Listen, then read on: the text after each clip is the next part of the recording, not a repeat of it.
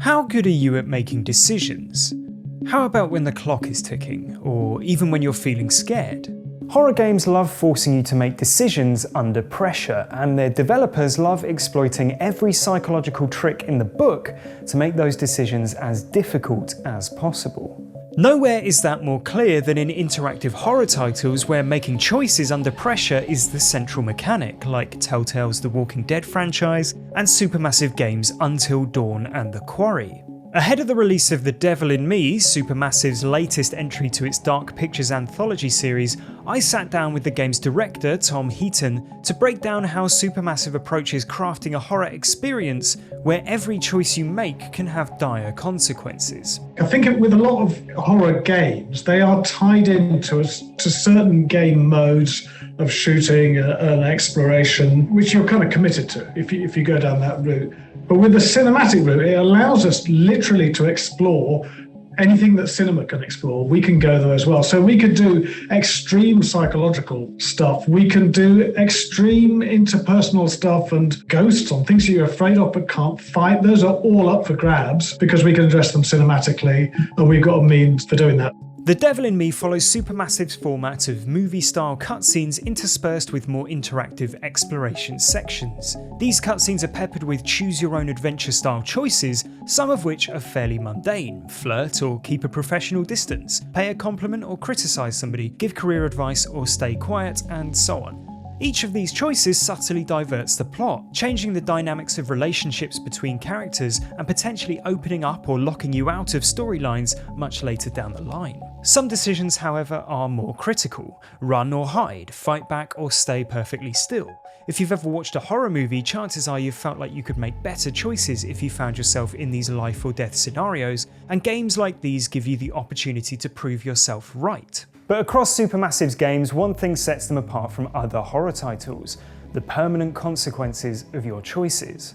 Their characters, often played by familiar faces, live and die by the decisions you make. No checkpoints, no second chances. If you die in one of our games, you're dead. That character is dead. There's no reloading a checkpoint. We spend time making sure the player understands these characters and roots for them. Once we build that bridge, that empathetic bridge to the character, and we give them a bit of responsibility, we give them a binary choice. Those situations come up less frequently, but when they come up, they're much, much more powerful. And that creates a sense of apprehension in the player, because they know, in a sense, we're playing for real. That death is absolutely real, and characters will respond to it. They'll react to it. The story will continue. It makes those choices come into very sharp focus. The mechanics of how people make choices is the subject of decades of psychological research, analysing the ways people try and fail to make decisions. From this research, various methods to help you make the correct decision have been created. You've probably made a list of pros and cons before, or maybe you've even used the decide model to help with difficult choices. But however good you think you are at making decisions, there are two things that exert significant psychological pressure on the decision-making process: time and emotion.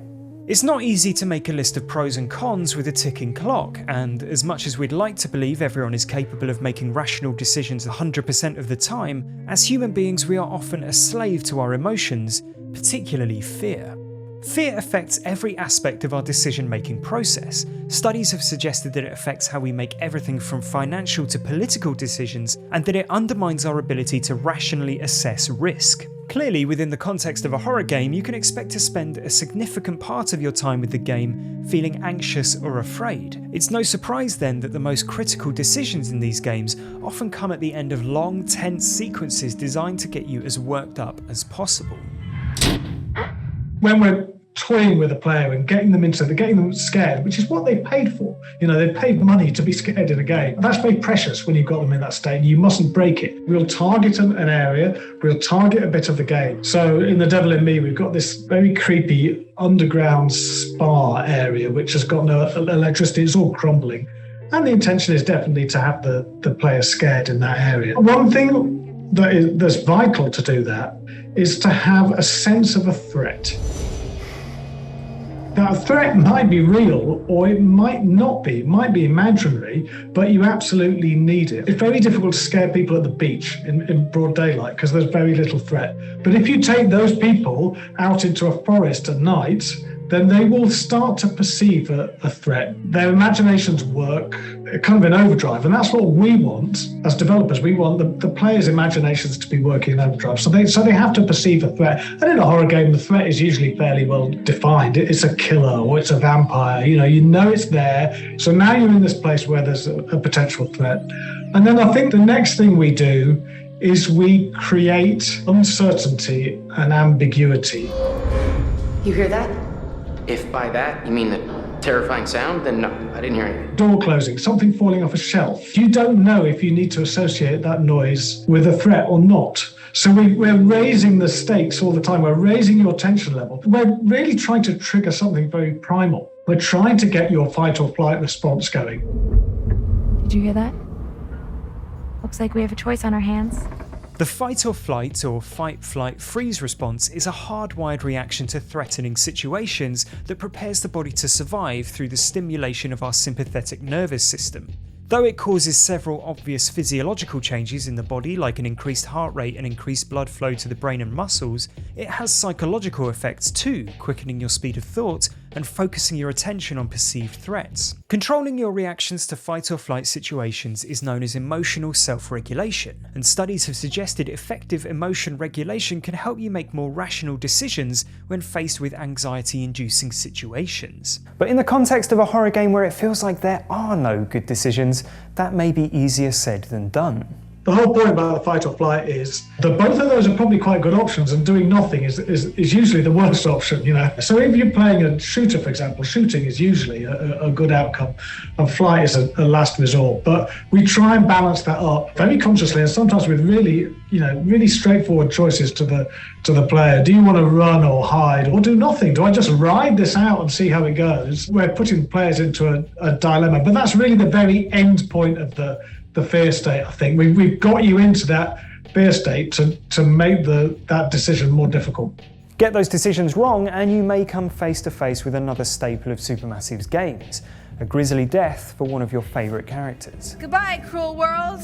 The final curtain is calling and there's no time for an encore.